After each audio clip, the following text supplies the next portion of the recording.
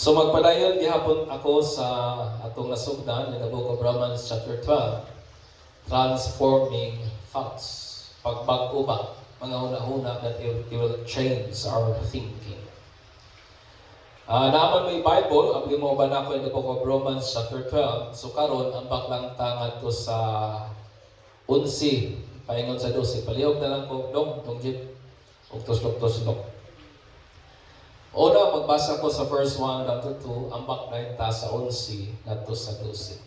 Ingon niya, I beseech you therefore, brethren, by the mercies of God, that you present your body as living sacrifice, holy, acceptable to God, which is your reasonable service. Do not be conformed to the standard, do not be conformed to this world, but be transformed by the renewing of your mind, that you may prove what is that good and acceptable and perfect will of God. Ingon na niya sa 11, not lacking in diligence, fervent in spirit, serving the Lord, rejoicing in hope, patient in tribulation, continuing steadfastly in prayer. Ang Ginoo mag-bless ug dugang sa iyahang mga pulong igsoon. During sa panahon sa supremacy o sa prime sa Nazi, kanibitawang grupo ni Hitler sa una during sa World War II. Ilalom sa iyang pagdumala kay kini si Hitler na magdinisay pagka-ambisyoso, nagit po ni siya pagka-tyrant, na po ni siya pagka-godless mga igsoon. O usa sa epektibong butang kailangan gibuhat during their days is ang pag-modify, pag-change o pag-alter sa public opinion. Pag-usap sa huna-huna sa masses, my friend. Pag-alter o pag-modify sa ilang attitude, sa ilang belief, pinagi sa makanunayan nga pag-advertise or pag-announce o pagtudlo maski sa eskwelahan, sa ilang mga ideolohiya, sa ilang mga propaganda, o sa ilahang mga saan. Mo na ginabuhat ni Hitler during their days. Day by day, naisakyanan na magsiyog dagan, announcing their propaganda, ang ilahang pong mga plano, ilahang mga propaganda, ginatudlo nila sa eskwelahan, ang mga saan, ilahang gina-indoctrinate ang masses, my friend. O usana sa epektibong strategy ni Hitler, nganong daghan nga masses ang nagpaluyon niya during sa iyahang prime mga igsoon.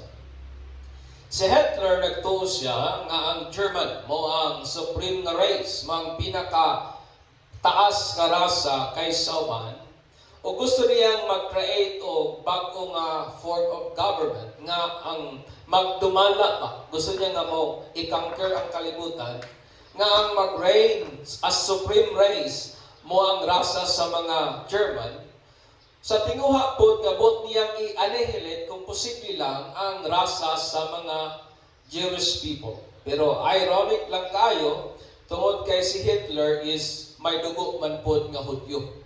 Gusto niyang i-annihilate ang Hudyo, pero siya mismo may dugo nga Jews mga igsoon. O kini nga false promises, it influence sa baga nga masses o nag-lead sa German people sa pag-commit o heinous crime. Nag-lead nila sa paghimo o usa ka kanabitang kung sa ato nga term karon, crime against humanity. So grabe ang krimen nilang gibuhat during their days. Kani nga hinubay sa kasaysayan, nagpahinumdum nato that we as individual, we can influence the opinion, beliefs, the attitudes, and even the destiny of a person by what we made them think of.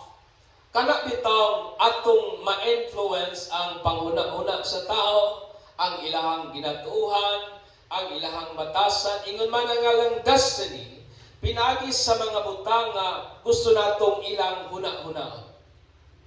Kabantay ba mo sa ato sa Pilipinas karon, halinon kay ang beauty product, tungod kay ang mindset nato, kung puti ka, kung flawless ka, mas guwapa ka. Pero sabat nga nasa duwa man sila ipakiana, di ba? It is kanang pag ano lang sa huna-huna yun sa tao mga igsoon. Mana nga it is reasonable for us, manayong si Pablo, nga dili ta mo conform, dili ta mo pahiuyon ngadto sa standard aning kalibutan apan ang atong mind should be renewed. Amen. Ang atong huna-huna kinahanglan mabago, intentionally thinking on things that will renew our mind. Nga pilion nato sa paghuna-huna ang mga butang nga mugbago, mo transform sa atong panghuna-huna mga igsoon. O magpadayon ako kay pipila naman kabutang atong naisgutan. So kita sa verse 11 down to 12 mga igsoon. Pangutana na imong una-una, pangutana imong kaugalingon, na-renew na ba imong mind yung tapad ba? Na-renew na ba imong mind? Kaya murag pila na ta ka Domingo sige hisgot ani ba? Una, think of yourself as a slave fervently serving the Lord. Ang kalibutan, it promote you are the boss. It promote you are the captain sa imong kaugalingon. Ang kalibutan nag-ingon nga ikaw ang pinakalabaw, but as Christian, we must think of ourselves. Dapat huna-hunaw nato atong kaugalingon dili agalon, dili labaw, kundi ulipon. Ulipon nga mainiton nga nag-alagad sa iyahang labaw o sa iyahang agalon mga igsoon. In verse 11, it said that lacking in diligence, but fervent in spirit, serving the Lord. Ang word po nga Lord is someone nga nag-exercise of absolute ownership rights, possesses authority, control, or power over his own. That is the word Lord. Ang Lord kadtong may absolute na control, may absolute nga pagdumala, may absolute nga pagbulutan sa butang nga iyang gipanag-iya. Amen. That is the word Lord. Why magbuot nimo ka ikaw mooy Lord? O sa dihang kaning mao nga word gigamit in address ngadto kang Jesus Christ, sa Jewish po nga understanding, it underscore theological weight, which is a profound declaration of Christ's divinity and messianic rule. Naghisgot o kung gamiton ni nga term sa understanding sa mga Jewish people, ginagamit nila ni in address ngadto kang Christ, ingon nga Dios o ingon nga manluluwas mga igsoon. O kini pong word nga Lord, gibutang kita sa atong humble nga state o humble nga lugar as a servant, my friend. Amen. As Lord, therefore, mga servant kita, whose only task is to fulfill or grant the desire of its master. Kasi po ang main nga responsibility or duty po sa servant is to fulfill, to grant the desire of its master. Amen. Kung ikaw ang sunugoon, ang imong pinaka-responsibility is imuhang tumanon, buhaton o himuon ang unsay gusto sa imuhang agalon. That is the idea po of servant. Diha kang Kristo ang servant, dili ka na delegatawing a third, dili ka na pangbastos, dili ka na panglait o dili ka na pag-humiliate. But usa ka na kabutang nga ang tao fully surrendered to kang Christ. Amen. Servant is those person nga fully surrendered. Ang iyang kinabuhi ngadto kang Christ o kana nga pag-surrender out of experiencing His immeasurable love that filled one's heart. Nga kana bitang nanugyan o nag-surrender ka sa tanan sa imong pagkaikaw tungod kay imong nasinati ang iyang paghigugmangan kanimo. Amen. A kind of love nga nihatod nato sa pagpanugyan sa atong tanan ngadto kang Kristo mga igsoon. Amen. Amen. That is a kind of love nga nihatod nato sa pag-surrender. Aning kalibutan nga naata karon, my friend, I want you to understand me that this world, it indoctrinate and promote freedom. Kaya mo niyang idea sa kalibutan, freedom, kagawasan, O gidefine ilang freedom as this secular the definitions of freedom, ingon, the power or right to act, speak, or think as one wants without hindrance or restraint. That is freedom. Sa laptod nga pagkaistorya, why magbuot? Amen. Unsa imong buhaton, unsa imong ipamulong, unsa imong imuon. Walay mubabag, walay magpugong, you are free. And that is freedom. According sa definition, nga iya sa kalibutan, my friend. Kini nga definition sa freedom, mao po niya gina-practice sa daghan nga mga tao karon labi na sa western nga nasod. Tungod kay may freedom sila to identify themselves whatever they wanted regardless of sound reason. Muna sa ilaha dito, kung ma-identify ang usang laki nga siya, she, wa kay mahimo. Inyong nakuha akong punto. Tungod kay, they have this freedom, kaya wa lagi magpuot sa pag-identify sa ilahang kaugalingon. Muna ka kung ma-identify ka nga ikaw, laki, bisag bahay ka, you are free. Kung i-identify ni mo imong kaugalingon nga bahay ka, do laki ka, then you are free. That is freedom according to that. O kani nga definition sa kagawasan, nagbinipisyo ba yakot ang mga Pilipino? Kaya ning nasod nga nata, daghamag freedom nga atong ginapahimuslan. Usa na niini kaning political freedom. Amen. May kagawasan kita sa pag-exercise, sa atong kagawasan sa pagpili, pinagi sa election. May personal freedom kita. Way magbuot kung sa imong gustong buhaton sa imong lawas, tangtangon ba nimo imong dunggan, ipausap ba nimo imong ilong, way magbuot kay may kagawasan ka o sa imong buhaton, may freedom usab kita of speech. May kagawasan kita pag-ekspresar sa atong opinion. Mo nga daghang nasa Senado karon, nasuko sa daghang mga vlogger tungod aning freedom of speech. Kaya nun pa nila, wa na daw kuno'y limitation. May freedom of religion usab kita. Wala nga gawas nun ta, mo practice atong faith o uban pa. Apan kini nga klase nga freedom, it is contrary sa definition sa kagawasan nga iya sa pulong sa Dios. Amen. Ang kamatuoran remain unchallenged, my friend. O kana nga kamatuoran that we are all slave. Inalay mong tapat, you are slave. Murag isunawato, no? That truth, kana nga kamatuoran, it remains unchallenged. Gusto man nato or dili. Tuhan man nato or dili. Na-realize o nasabtan man nato or wala. Regardless sa gap sa estado sa atong panginabuhian, edukado ka man or dili. Nagdubli-dubli man imong degree or wa kay degree. The truth remain unchallenged that each of us are slave. Dato ka man, pobre ka man, ang kamatuoran, dili nato kayang i-debunk that we are all slave. Di mo mawil ka, anak. Di mo argue sa kwa, tinuod ka, anak, pastor.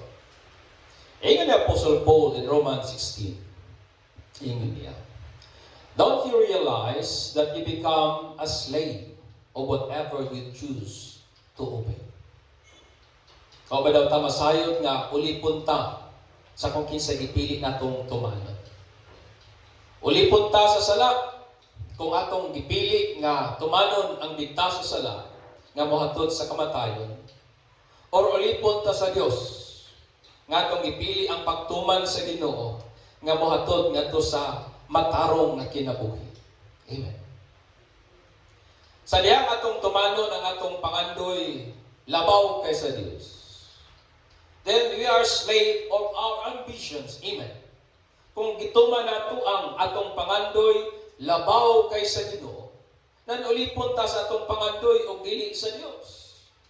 Kung atong gituman ang atong impulse labaw kaysa practical nga reason, then we are a slave of our impulse. Amen.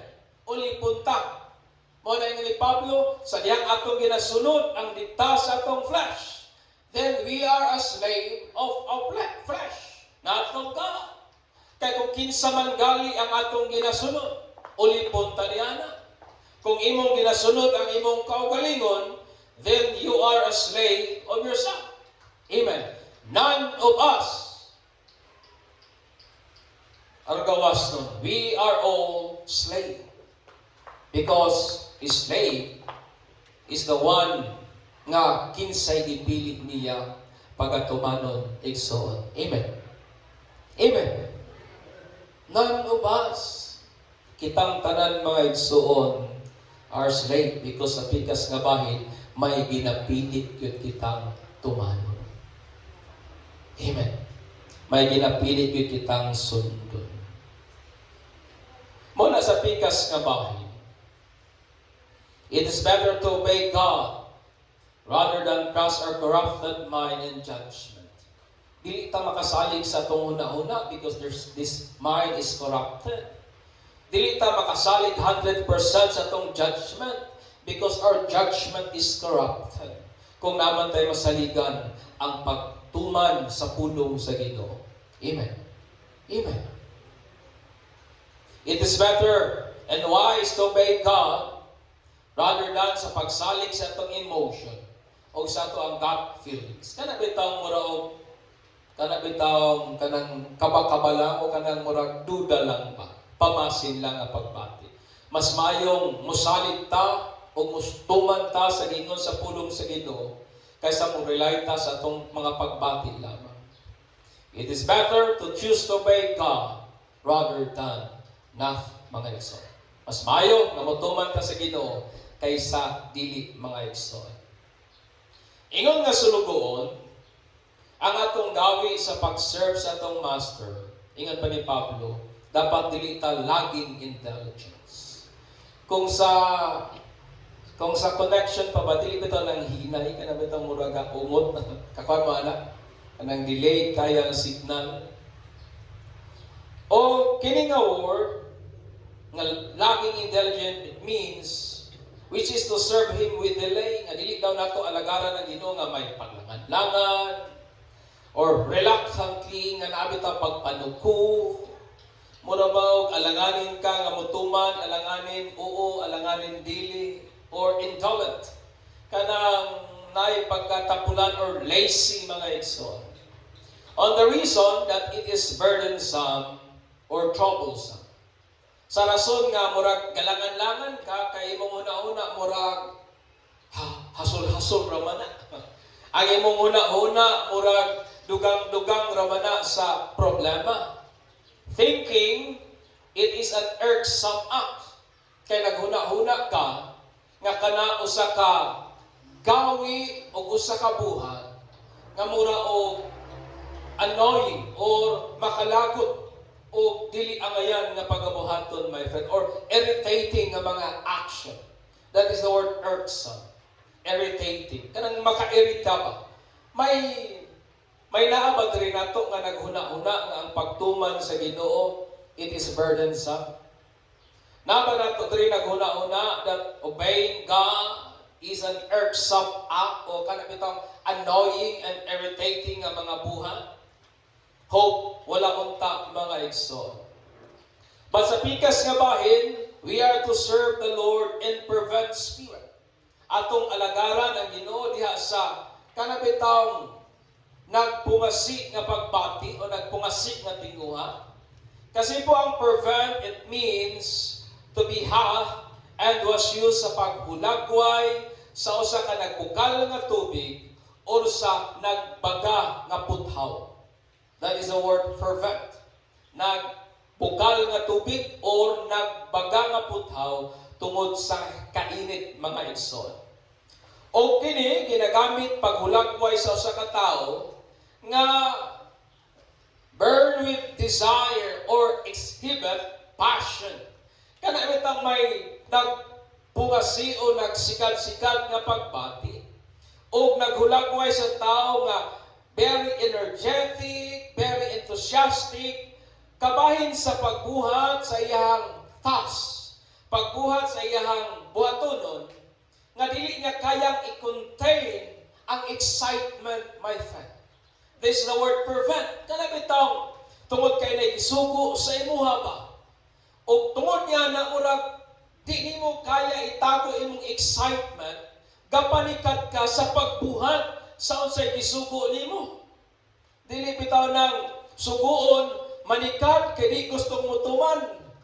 Kani manikat kay excited buhaton ang gisugo ngadto kaniya, a kind of excitement nga dili nimo kayang i-contain, dili nimo kayang i-conceal, dili nimo kayang itago, mga igsoon. Amen. Ingana ba ang atoang excitement sa pagbuhat sa task nga gi-entrust kanato sa Ginoo? O anuhin na lang ta sa pagsimba. Naa ba nato diri nga Sabado pa lang kapanikat na kay gustong musimba pagka Domingo?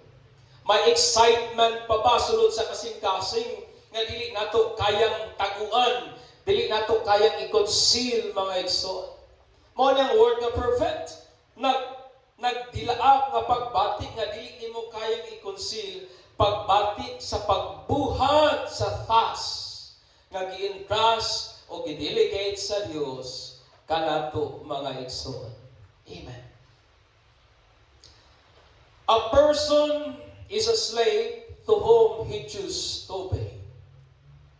Uli punta sa kung kinsa may gipili natong tumano. As a servant, it must be our joy or our source of joy, contentment and inner satisfaction to grant and fulfill the desire of our Lord. Sama sa akong ipangutana kaganihang morning ngadto nila, ipangutana ko usab ning anak ninyo. Is obeying the Lord your greatest source of joy? Ang pagtuman ba sa Ginoo mo imuhang pinakadakong tuburan sa kalipay?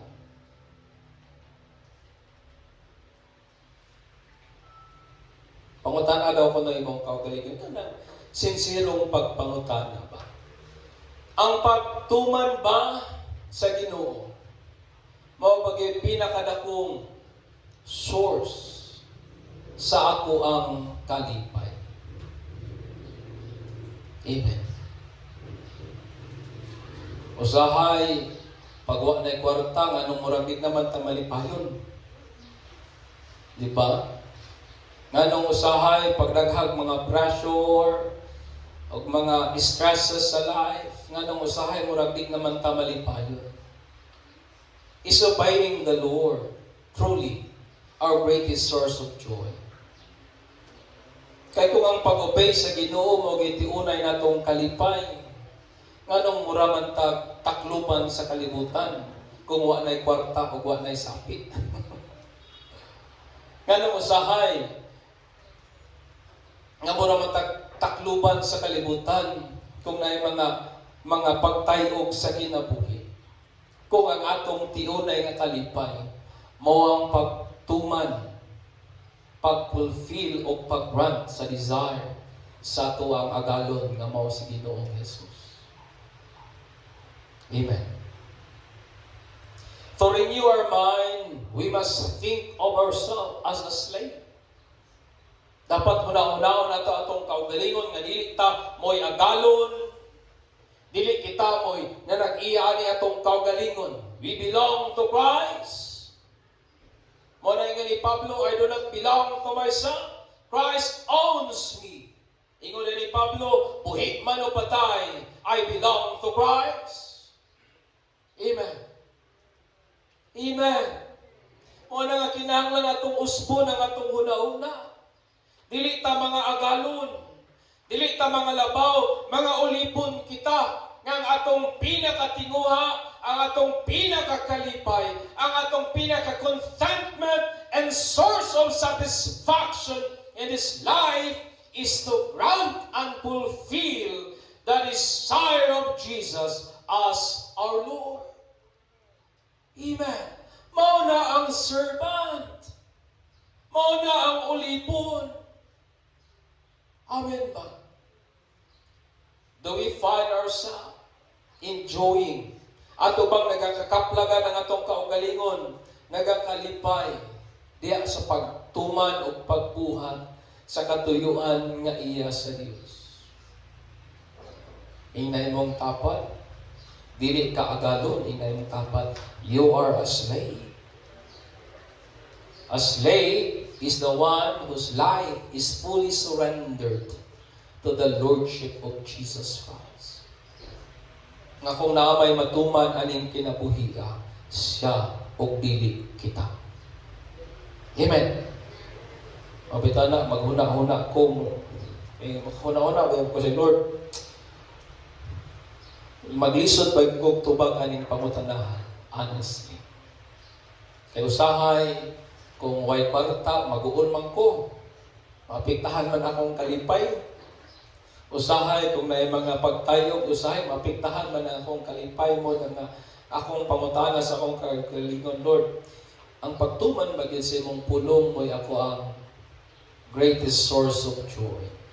Kaya kung dili Ginoo, baguha akong kasing-kasing. Amen. Amen.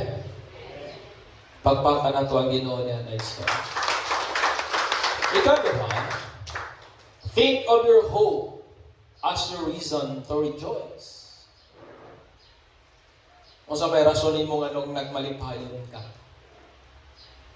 kaya nakadawat kang AX, tupad, o naapil ka sa lista, sa mabutay nga hinatagay ka ng eleksyon, wala nga nalipay ka, what is your source or reason nga nung nagmalipayon ka? Mayo panglawas, mayo ang dagan sa pamuyo, huwag ibati, nakadawat og bonus, nakalaag-laag, daghang nag-likes, unsa pa. But as Christian, ang reason po sa to ang pagkalipay mo ang paglaob nato nga nakang Kristo. Ang word po nga rejoicing, it is a noun o usa ka present tense. O kini kinasuluran nga kalipay o pagmaya nga ato ang response, ato ang tanapitang balos sa grasya o sa kaayo sa Ginoo. It means we are aware of the goodness of God o ang atong response niya na kining nagmalipayon kita. Naghulagway usab kani sa atong present nga condition or kahimtang kansang ang ato ang paglaom na lamang diha makaplagan sa Ginoo. So ang pagkalipay is a present state of gladness. Rejoicing po usa na ka present, usa ka na karon nga estado sa kalipay o pagmaya which found kansang imong nagkakaplagan sa pagbatunog imong personal nga relasyon on the person of hope. O kanang hope ang persona sa atong paglaom mao si Kristo mga igsoon. Amen. O ang word naman nga hope o ningalan sa akong anak si Elpis o si Sif Elpis, said it means sure or calm or bright, and ang word nga Elpis it means hope or a confident expectation of what is sure. That is the word hope. Confident o being expectant sa unsa ang sigurado, unsa ang certain mga igsoon. Amen. That is the word hope.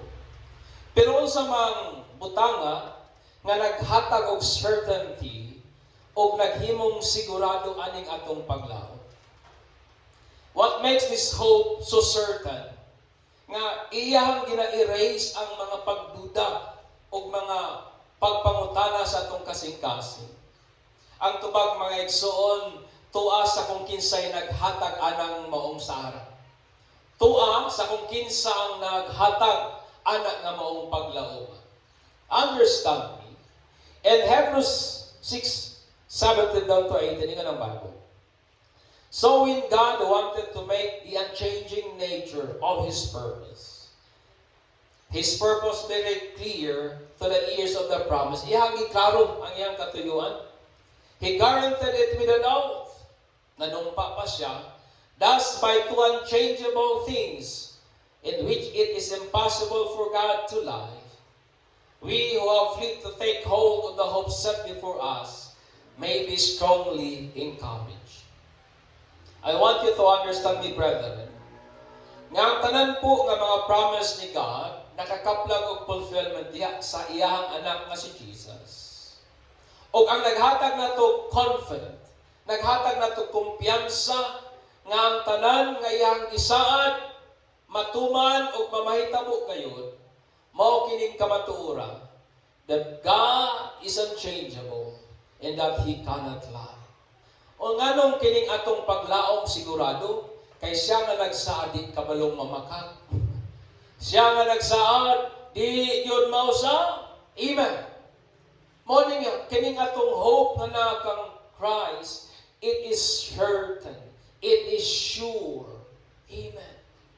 Nga naman, siya nga nagsaad. Ingon pang Bible, for God cannot lie. And God cannot change. Amen. Hinray mong tapat, sigurado na itong paglao. Sigurado pa ni sa AX. Kaning AX usahay, pag mahiringan ka nga kontra, mawa man ka sa lista. So niyang maghuna-huna ta sa itong paglao nga mo ang pagbalik ni Jesus Christ. Sa niyang maghuna-huna ta sa itong paglao nga maupuhon ang glorification sa atong mortal nga bodies. Ang eternal reward, ang bagong langit o ang bagong yuta. This will give us a reason to rejoice every day despite sa present sa mga challenges. Amen. Amen. Nagahatag nato reason nga nung nagakalipay ta. Isang awareness po nato sa grace ni God. Isang awareness po nato sa isang clarity o ang certainty sa hope nga naadiha kang Kristo nga atong gipossess o ato ang gi-embrace o atong ginapaabot mga igsoon. Amen. Amen. Mao na ako certain ko nga ang taong puno sa paglaom diha kang Kristo inay mong tapat malipayon. Amen. Amen. Pakita daw ko kung taong malaumon nga sige mugot. Pakita daw ko kung taong puno ang kasing-kasing sahog nga sige pagulbul. Pakita daw ko kung taong malaumon nga sige kumplenwa. Tungod kay ang taong malaumon, positibong panglantaw sa kinabuhi. Samot na kita nga ang tuburan sa itong paglaom, dili ikan saad sa tao, kung dili saad gikan sa Dios nga wa gyud pagkausab o Dios nga dili kabalong mamaka. Amen. Amen.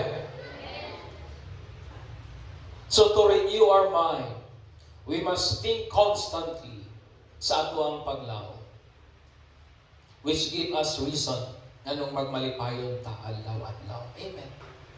Amen. Hallelujah. Ikatulo, think of pressure as an opportunity to develop patience. In verse 12, patient in tribulation. Patient, it means steadfast under pressure or trials. That is the word patient. Nagpabilin ka, ilalom sa pressure, ilalom sa mga kalisdanan, ilalom sa mga problema, ilalom sa mga hagit o kagulian. Ang tribulation naman is an internal pressure. Kanang kinasururan nga pressure ba, that daw gibati nimo nga mura og ginasakal ka, ginatuo ka, nga wa kay kadaganan kun dili ang pag-atubang na lang gyud mga igsoon. That is the word tribulation. An internal pressure nga naga-constrain, an internal pressure that confine us without option. That is the word tribulation. Ang patient po is only developed when there is pressure in life. Amen. Amen. Ang patient dili na ma-develop panahon sa sweet and sunny days. Ang patient, dili na ma-develop during sa kanabitang mga maayong panahon. Patient is developed during sa tough and hard times sa kinabuhi. Amen. Patient is developed pag wa na kay bugas, pag wa na kay kwarta. Patient is developed pag naay mga hagit o mga pagtayog sa kinabuhi. Amen. O kining patient, it is essential po sa development sa ato ang godly ka character. Ingon ang Bible in Romans 5:3-4. Not only so, but we also glory in our suffering, because we know that suffering produces perseverance. Perseverance, sa ubang nga translation, it means patient or endurance. It develops character, and character hope. Amen. Amen. Muna nga, essential ang patient sa development sa uban nga mga virtue sa ato ang kinabuhi, mga igsoon. Muna nga kinahanglan ang atong una-una ato ang usbon. Ingon nga Kristohanon, we must then think of pressure not as something that break us. Usahay atong panlantaw sa mga pagtayog ug hagit sa kinabuhi, mga butang nga murabaog mubungkag sa ato ang pagbati. Mga butang nga murabaog mupagubot sa atong una-una. Mga butang ba nga muraog atong una-una nga murabag sakit nga atong likayan, mga igsoon. But it should not be. Dapat lantaw nato ang mga pressures, ang mga challenges sa kinabuhi as an opportunity. Kahigayunan nga kining atong pasansya ma-develop, mga igsoon. Because when patience is developed, musunod na lang po ang uban nga mga virtue, mga igsoon. Amen. Amen. Napabatalihan. We must think of pressure as an opportunity to develop patience, which is essential sa pag-develop sa ato ang mga godly nga character. Muna paglantaw nimo walay bugas, then think it as an opportunity na imong dapat be patient. Amen. Amen. Be patient. Pag medyo hubas-hubas ang panudlanan, think it as an opportunity to be patient. Daghan na kayong mga problema, daghan na kayong mga hagit nga nag-agi sa kinabuhi, pero usay ang tinan-awa nato. Dili sama sa giingon sa Bible, nga itong lang taon, ingon niya kahigayunan nga magkat-on kita, nga magpasensya o magpailog, kay diha sa pagpasensya o pagpailog, ma-develop usab ang uban nga mga Diyos doon, nga mga kinaiyahan, mga igsoon. Amen. Think it as an opportunity. Napaba mo diha? Amen. Sayang kayo ang mga pagtayog sa kinabuhi kung wag ka nagkat-on sa pagpasensya. Sayang ang mga pagtayog sa kinabuhi kung wala ma-develop ang mga Diyos nun nga kinaiyahan. Muna igsoon, ingay mong tapad, ayaw sayangi ang kahigayunan sa pagkat-on, labi na sa panahon sa mga pressure sa kinabuhi. Amen. Ayaw usiki ang mga pain sa kinabuhi. Learn from it, my friend. Amen. Ikaw pa, think of prayer as a must in your life. Huna-hunaa ang mga pag-ampo nga gikinahanglan, dili pwedeng wala. Si Mrs., every time mo lakaw yung pero pahinulog pa, ampo pa. Mura ni propeta akong asawa, sigarat pahinundong. Ampo pa.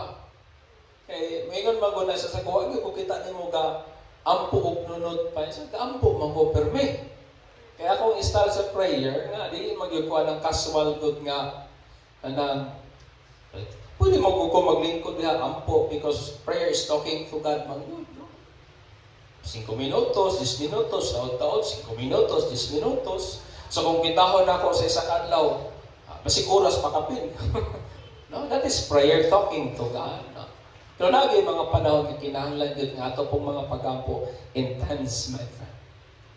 But what I mean is this, that prayer is a must sa ito ang kinabuhi. Prayer po is not an option, but a must nga ito sa tanang mga magtutuo. And it must be done in a steadfast manner. Kinahanglan pagabuhaton nato sa mapinadayonon, walay undang, malahotayon nga pamaagi. Amen. To continue with intense effort despite sa mga difficulties. Padayon, bisag na yung mga pagtayo. Understand me, brethren. Sabta ko ninyo. For it is impossible to continue on things you don't think it is important or essential in your life. Kabantay ba ko?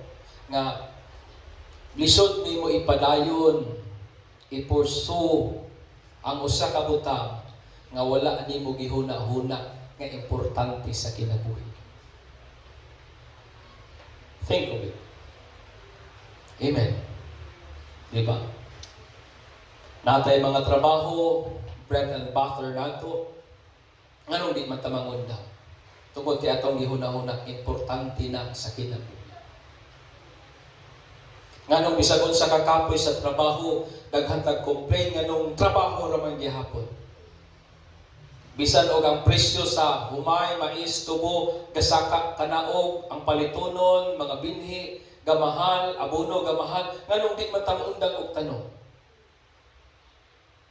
Because we think of it as an essential part sa kinabuhi. Amen. Di ba tinuod? Kapoy kayong trabaho, bilang-bilang, ano di man mangundang? Tungod kay kikinahanglan nato.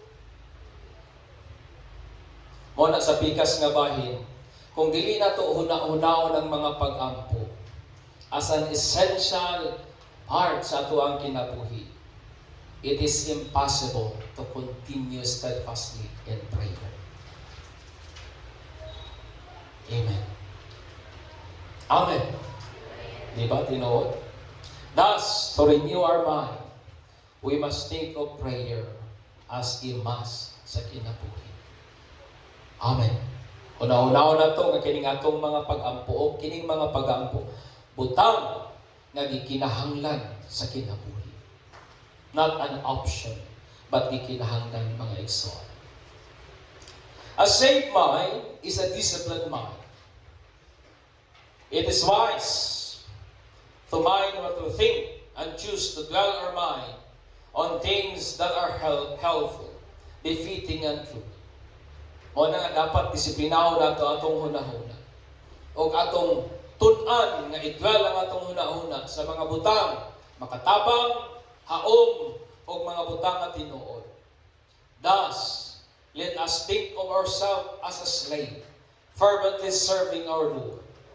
Think of our hope as our reason to rejoice. Think of pressure as an opportunity to develop patience, and think of prayer as a must. Think wisely. Amen. Inga na imong tapat, ayaw pag binugo. Ina ba? Pigpig ka, ayaw pag binugo. Think wisely. Tungod, I want you to understand me. Tungod kay usahay kita, ang atong response sa kinabuhi, we respond unwisely. Walay bugas. Kung walay bugas, manglumpa dahil kaldero. Kung walay bugas, magmaoy di ay. Kung walay kwarta, mag-hysterical di ay. Ayaw pag binugo. Think wisely. Grab it as an opportunity to practice patience. Amen. Amen. Pag may mga problema, ayaw pataranta. Kung may mga hagit sa kinabuhi, ayaw pag negatibo dayon. Think wisely. Pray. Amen. Amen. Kung na'y mga pagtayog sa kinabuhi, think wisely. Think yourself as a slave. A slave whose desire is to grant the desire of its master. Think wisely. Ayaw pag binugo. Amen. Ingay mong kapad, way bugok nato diri. Amen. Think wisely. Manin tayo igsuon o gatong pasidunggan